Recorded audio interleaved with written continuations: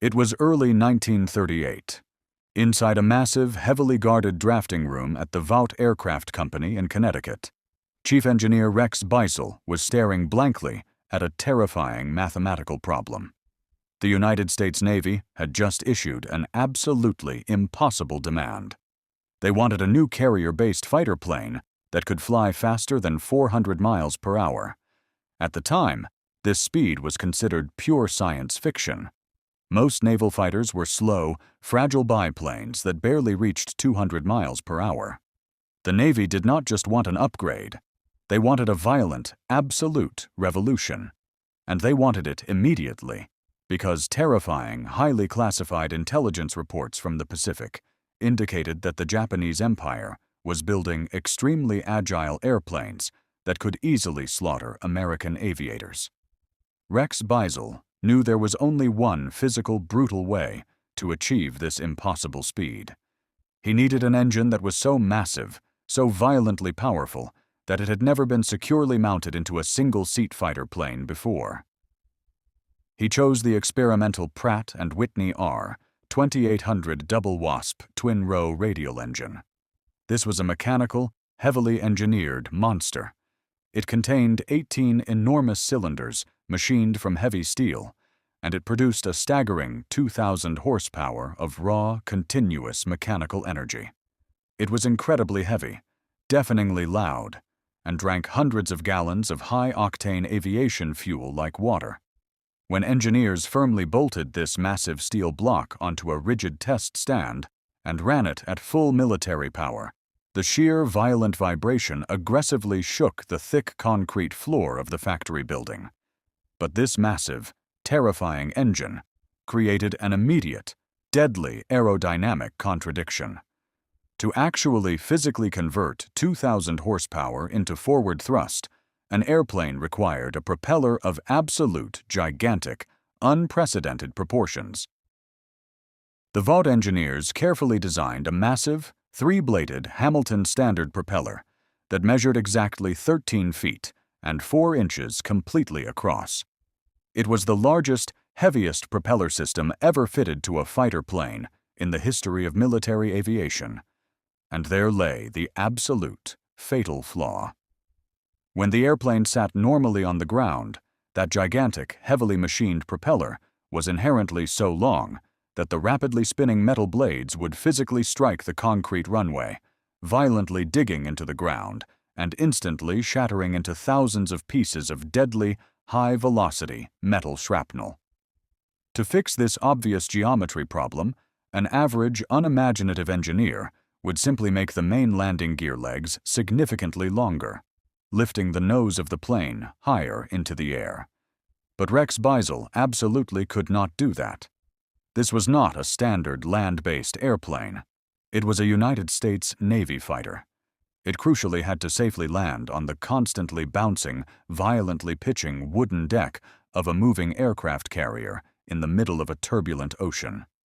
The mechanical landing gear had to be incredibly short, brutally thick, and heavily reinforced with solid steel to properly absorb the violent, high-energy impact of 7,000 pounds of solid metal heavily slamming down onto a moving ship deck.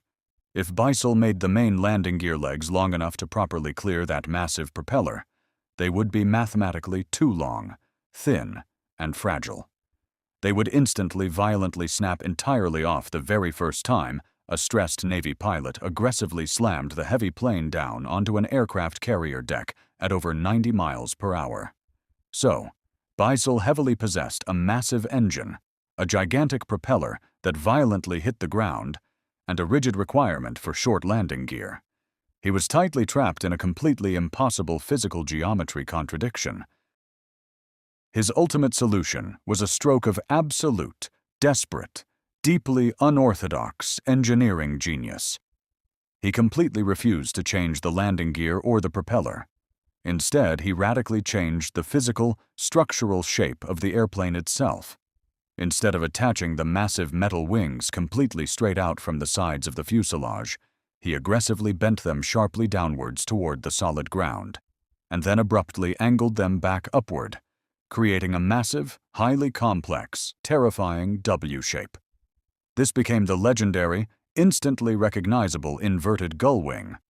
By severely bending the heavy wing structure down deeply toward the concrete, the incredibly short, brutally thick, mathematically unbreakable landing gear could easily and safely reach the ground, while the extremely heavy nose of the airplane was simultaneously pushed high up into the empty air, giving that massive 13-foot steel propeller the exact mathematical clearance it needed to spin continuously without violently destroying itself on the runway. It was an absolute engineering masterpiece. It solved the complex mathematical geometry problem perfectly. But heavy combat airplanes are not flown by calm, calculated mathematicians sitting in quiet offices. They are flown by exhausted, terrified 20-year-old boys in the heat of incredibly violent combat.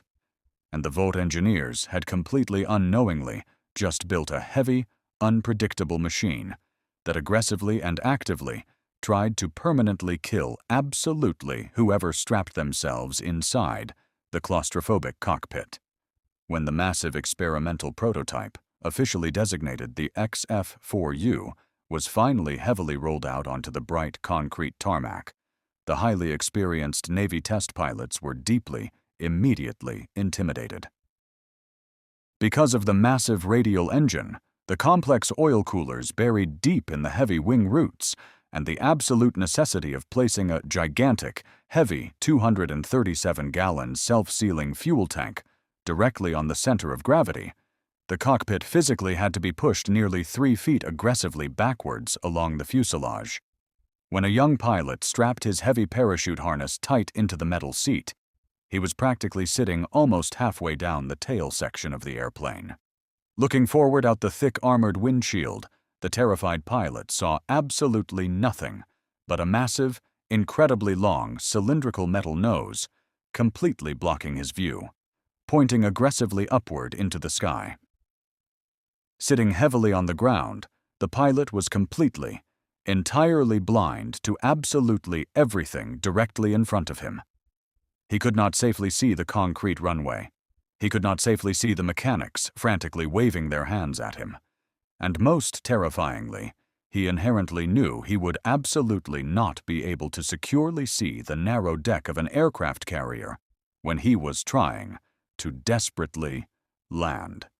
The initial first flight tests were an absolute nightmare of terrifying, highly unstable physics. The airplane was indeed incredibly brutally fast, easily breaking 400 miles per hour exactly as promised by the demanding Navy contract. It was instantly the overwhelmingly fastest fighter plane in the entire world. But that massive 2,000 horsepower double wasp engine aggressively created an unbelievable, unmanageable amount of physical torque. When a test pilot aggressively pushed the heavy metal throttle lever completely forward to take off, the immense, violent spinning force of that giant metal propeller aggressively completely twisted the entire heavy airplane in the exact opposite direction. If a pilot reacted even a fraction of a second too slowly with his heavy rubber rudder pedals during a takeoff roll, the massive, unseen torque would literally violently flip the incredibly heavy airplane completely upside down and brutally crush it deeply into the concrete runway before it even left the ground. And then the test pilots shockingly discovered the deadly stall characteristics. When any structural airplane flies too slowly, the aerodynamic wings completely lose their grip on the moving air, and the plane stalls, rapidly dropping heavily out of the sky like a stone. In a normal, traditionally designed airplane, both straight wings predictably stall at the exact same identical time, allowing the heavy nose to simply drop straight down so the calm pilot can easily regain his forward airspeed. But the F4U Corsair was absolutely not a normal airplane. The highly complex, deeply unprecedented structural shape of those bent gull wings aggressively caused the rushing air to safely flow incredibly unevenly. When the heavy Corsair aerodynamically stalled, the left wing always violently, aggressively lost lift a terrifying fraction of a second before the right wing. At incredibly low speeds, especially when a highly stressed pilot was desperately trying to carefully line up for a meticulous landing, The massive 7-ton airplane would suddenly, completely violently snap roll entirely onto its back, instantly plunging the completely helpless pilot straight down into the hard ground or the freezing water. Despite these heavily documented, deeply terrifying, fatal flaws, the United States Navy desperately, urgently needed high-performance fighters to quickly fight the advancing Japanese Empire. They formally named the massive plane the Corsair, officially ordered it into immediate, rapid mass production, and rapidly sent the very first large batch of heavily armored, deeply flawed, violently painted dark blue fighters to elite fleet squadrons for crucial, highly evaluated carrier qualification trials. This was the absolute, ultimate test. Safely landing a massive, incredibly heavy, high-performance fighter plane onto the extremely narrow, violently pitching wooden deck of an active aircraft carrier tightly stationed in the middle of a dark, turbulent ocean is mathematically the single most difficult, intensely dangerous maneuver in all of military aviation. It safely requires absolute precision, perfect unhindered forward visibility, and a stable airplane that responds completely predictably at very low aerodynamic speeds. The heavy, massively flawed Vought Corsair securely possessed absolutely none of these crucial survival traits. The highly experienced, intensely trained Navy pilots who were abruptly ordered to physically fly the massive new unproven machine were immediately violently baptized in a completely terrifying, relentless wave of constant, deadly accidents. A highly stressed combat pilot would slowly, carefully approach the rear of the moving aircraft carrier in a low-speed, highly drag-intensive landing configuration. His massive metal landing gear was fully deployed, aggressively catching the thick air. The massive cylindrical nose of the plane completely and totally blocked his forward vision. He absolutely could not see the flat landing deck. He absolutely could not see the crucial thick steel arresting wires desperately meant to safely catch his trailing tailhook. He could strictly only briefly see the landing signal officer erratically waving brightly colored cloth paddles entirely off to the extreme left side of the moving ship, and the pilot had to desperately guess his exact altitude, speed, and critical alignment based purely on peripheral vision and sheer adrenaline-fueled instinct. Because of the massive, incredibly long nose, the pilot physically could not approach the ship flying straight. He aggressively had to manually fly the heavy 7-ton machine in a constant, extremely dangerous, low-speed curving turn, constantly looking sideways, completely out the edge of the left window pane, violently kicking the heavy steel rudder pedals just to essentially keep the entire plane intentionally skewed, heavily sideways, just so he could physically see the ship's deck. It was a highly unnatural, incredibly dangerous, heavily cross-controlled aerodynamic configuration. As the terrified pilot finally slowed the heavy machine constantly down, desperately approaching the highly critical low stall speed required to safely drop heavily onto the wooden deck, the Corsair's most deadly aerodynamic flaw inevitably instantly revealed itself without any warning. The air flowing over the heavy bent wing would violently detach. The left wing would aggressively and violently heavily drop. The massive engine torque would instantly violently pull the entire long nose severely sideways. The completely exhausted pilot would desperately try to physically correct the sudden violent roll by aggressively slamming the heavy metal control stick deeply in the absolute opposite direction. But the heavy mechanical flight controls were incredibly, inherently stiff at those specific low speeds. If the completely desperate pilot miraculously, forcefully managed to somehow keep the heavy wings physically level and successfully slammed the incredibly heavy airplane down directly onto the pitching wooden deck, the absolute nightmare instantly aggressively continued. The massive Corsair safely possessed heavily reinforced landing gear steel struts, but the internal oil shock absorbers tightly housed inside them were incredibly poorly designed by the Vought engineers. They were completely, mathematically, too stiff. when the incredibly heavy 7-ton airplane violently heavily hit the hard wooden deck, instead of gently absorbing the immense physical impact. The incredibly stiff landing gear instantly acted exactly like incredibly massive, highly coiled steel springs. The incredibly heavy Corsair would aggressively, violently bounce completely straight back, entirely up high into the air. This was a profoundly terrifying, instantly fatal, deeply horrific event on an extremely short, violently moving carrier deck. The severely heavy airplane would hit the deck, violently aggressively bounce over 20 feet straight back, vertically up into the unstable air, and completely inherently lose absolutely all of its forward-flying airspeed.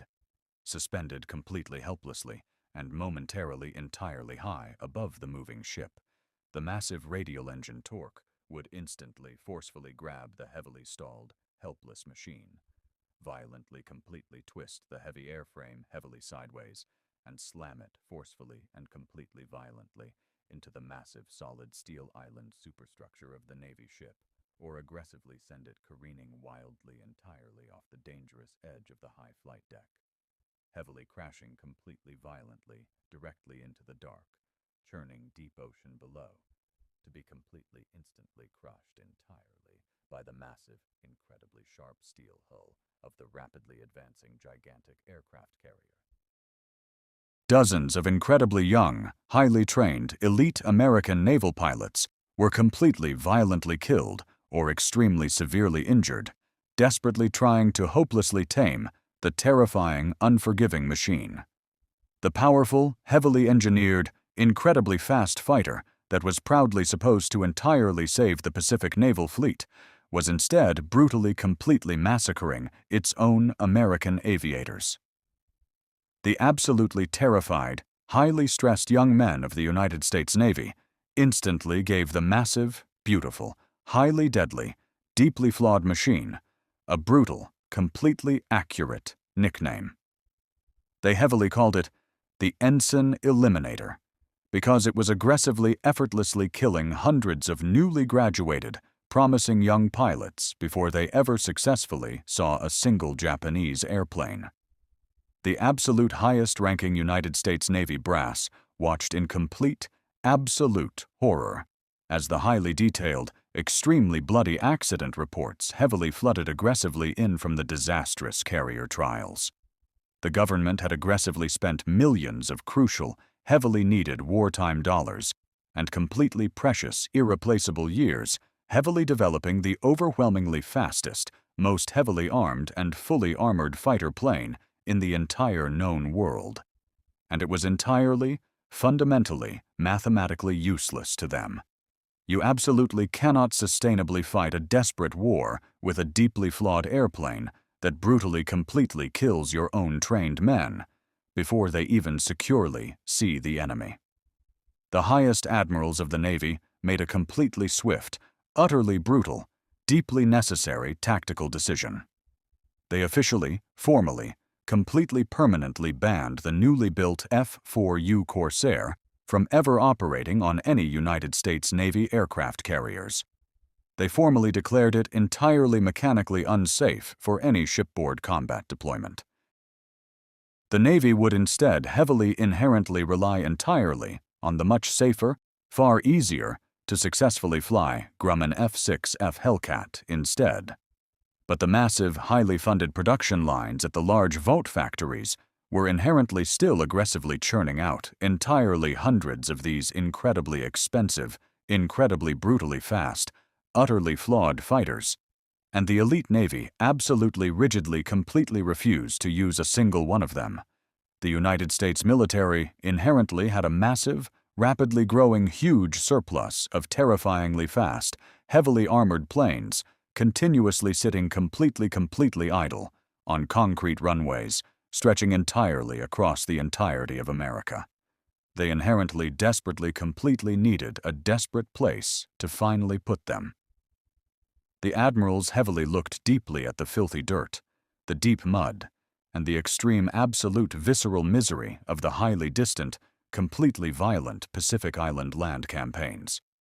They heavily looked at a brutal branch of the military that fundamentally did not possess beautifully gleaming aircraft carriers.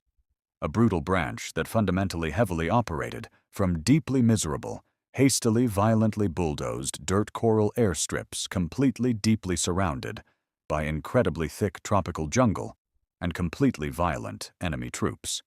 The United States Navy logically decided to intentionally take this massive, fundamentally deadly, highly violently overpowered machine that they aggressively formally considered completely fatal garbage and immediately dump it heavily, entirely onto the United States Marine Corps.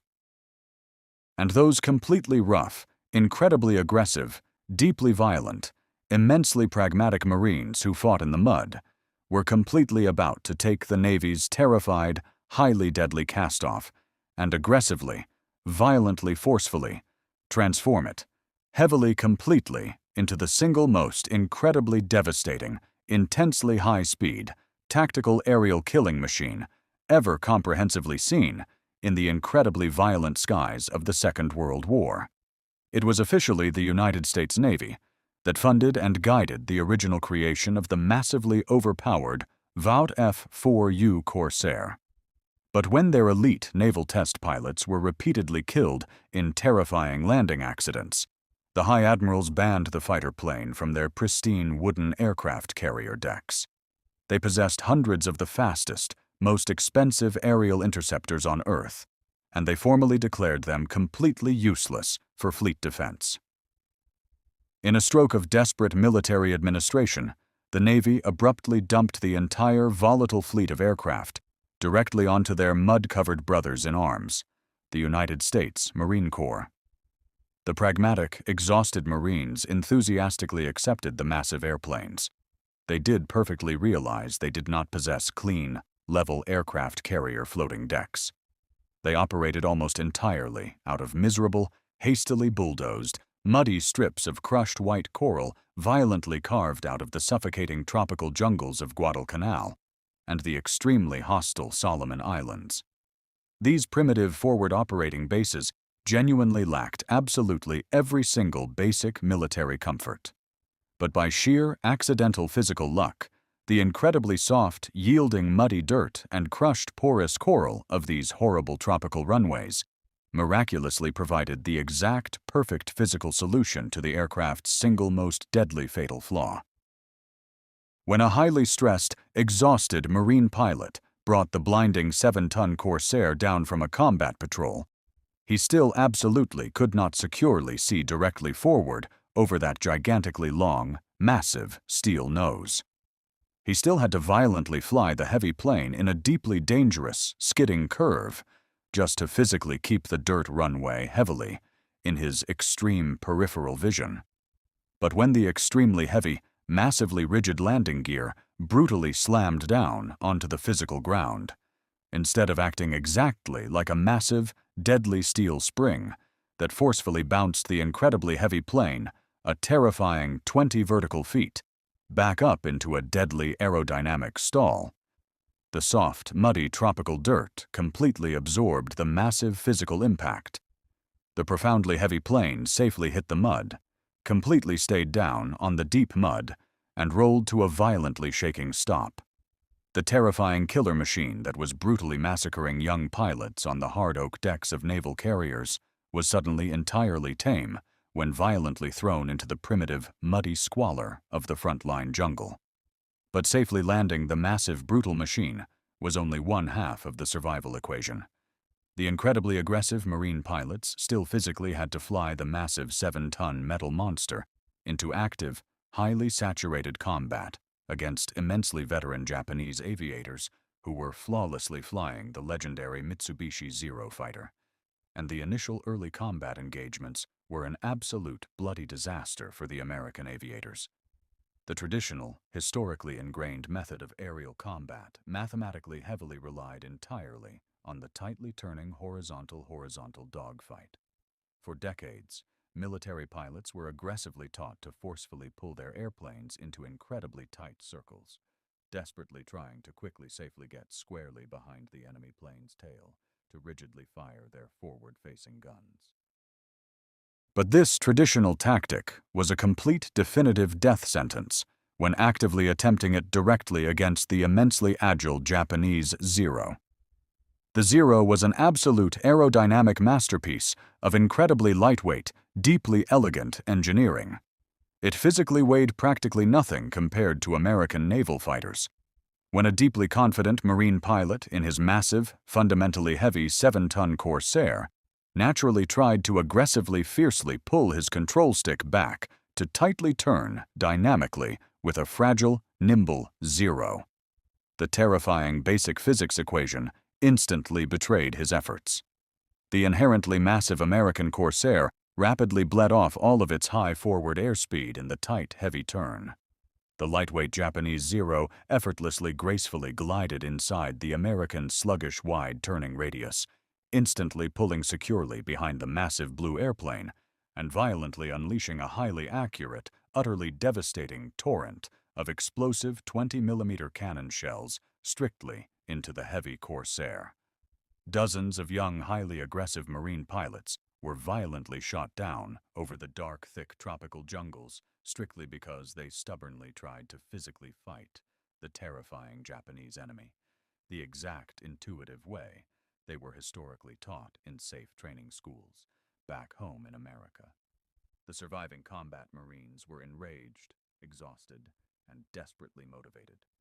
They immediately gathered in intensely hot tropical canvas tents, fiercely arguing loudly over roughly sketched combat diagrams drawn deeply into the wet red dirt. They finally realized a sweeping, absolute tactical truth. They had to completely forget everything they had ever been formally taught about intensely traditional, turning aerial dogfighting. They definitively possessed a mathematically heavy, violently overpowered blue machine, armed strictly with an incredibly complex 2,000 horsepower radial engine that shook their very own human bones. They inherently possessed raw gravity and completely brutal, downward physical sheer weight. They desperately, fundamentally needed to comprehensively stop elegantly trying to physically dance with the flawless Japanese Zero fighter, and intentionally, historically start using their massive heavy machine exactly like a terrible, physically unyielding, heavy solid, steel mechanical sledgehammer. This desperate, highly intelligent tactical shift birthed the incredibly aggressive, fundamentally brilliant fighting style, universally known as boom and zoom aerial warfare. A newly educated squadron of heavily trained Marine Corsairs would physically launch from the humid, muddy jungle airstrip. Instead of flying straight toward the anticipated enemy formations at a normal fighting altitude, they would immediately violently use the overwhelmingly powerful force of that gigantic radial engine to aggressively pull the heavy plane into a continuous, steeply terrifying, maximum power vertical climb. They fundamentally ignored the intense, freezing cold temperatures and the brutally thin atmosphere as they dragged their massive 7-ton machines high up directly into the thin air, leveling off at almost 30,000 feet in absolute, frigid silence. There, intensely freezing inside their unheated, highly cramped metal cockpits, sucking desperately on cold black rubber oxygen masks, the aggressive Marines confidently waited in the freezing sky. They parked in empty high-altitude space, exactly like highly massive steel vultures, directly actively using the blinding glare of the extremely bright tropical sun to literally deeply mask their dark blue presence. Eventually, deeply far below them, the incredibly sharp, flawless, tight formations of fragile pale gray Japanese Zeros would slowly, predictably appear in the significantly warmer air, casually patrolling the vast tropical skies for American targets, completely wrongly assuming they held the absolute numerical aerial advantage.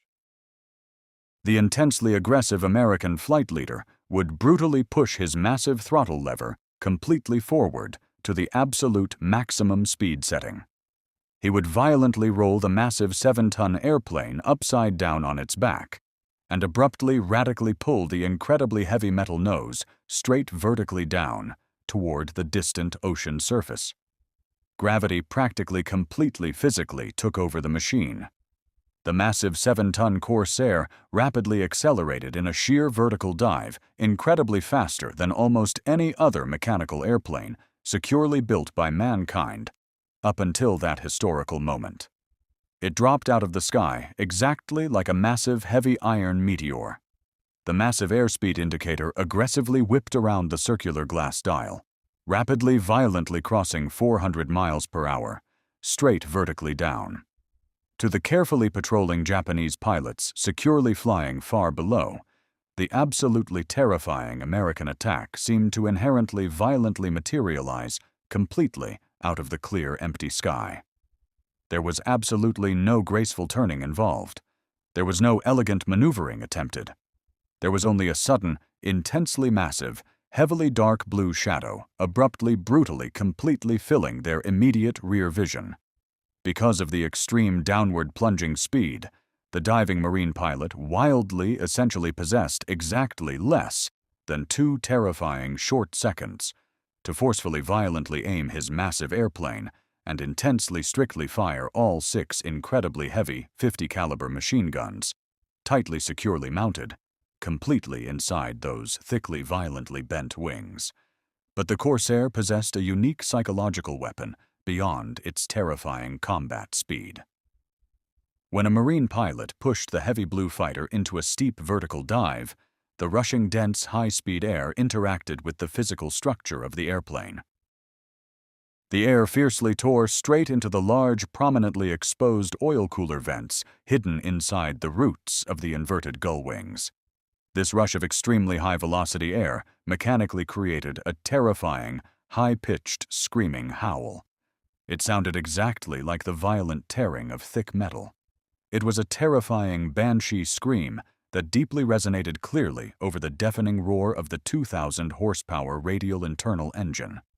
Japanese soldiers on the ground and veteran aviators in the air absolutely feared this terrifying mechanical noise.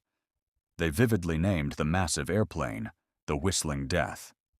When they heard that high-pitched, shrieking mechanical howl piercing the tropical sky above them, they physically knew a massive 7-ton blue killer was dropping from the clouds, absolutely physically unstoppable, armed to the teeth with armor-tearing machine guns.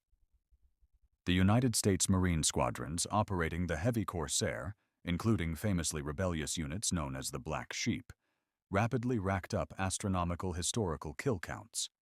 Over the course of the intense Pacific Island hopping campaign, the heavy Corsair was credited with destroying over 2,140 Japanese aircraft in pure air-to-air combat. The Americans lost only 189 Corsairs during those same dogfights. It was an absolutely staggering, incredibly brutal 11-to-1 mathematical kill ratio. The machine that the Navy formally discarded as a lethal widower had aggressively become the most dominant, mathematically successful fighter plane of the entire naval war. But the ultimate historical irony of the heavy Corsair occurred late in the violent war, and it did not involve the brave American Marines. It involved the desperately stretched British Royal Navy. The British aggressively needed high-performance fighters for their own aircraft carriers, so they purchased a large batch of American Corsairs. And the British engineers, who did not officially possess the immense American factory resources to build brand-new airplane designs, simply desperately figured out a crude, brilliant way to functionally fix the Corsair's deadly landing problem. First, the British mechanically clipped several inches off the massive folding wingtips so the tall airplane could physically fit underneath the incredibly low, cramped ceilings of their armored aircraft carrier hangar decks. More importantly, the British test pilot simply formally invented a radical new landing technique. Instead of attempting a traditional dangerous straight-in approach where the pilot was totally blind, they approached the moving ship in a continuous, steep banking circular turn. The British pilot kept the ship's deck visible out the side canopy window the entire time. He only leveled the heavy wings during the very last final seconds before the wheels slammed onto the wood. It was incredibly dangerous, but it physically worked. In a moment of profound military embarrassment, The United States Navy watched the British Royal Navy successfully operate the discarded American Corsair off tiny, cramped aircraft carrier decks. By late 1944, the strategic reality of the Pacific War had shifted. The Japanese Empire had unleashed the terrifying kamikaze suicide attacks against the American fleet. The Navy desperately needed extremely fast, massively heavily armed interceptors that could catch the diving Japanese suicide planes before they struck the ships. The slower Hellcats were struggling to catch the most aggressive kamikazes.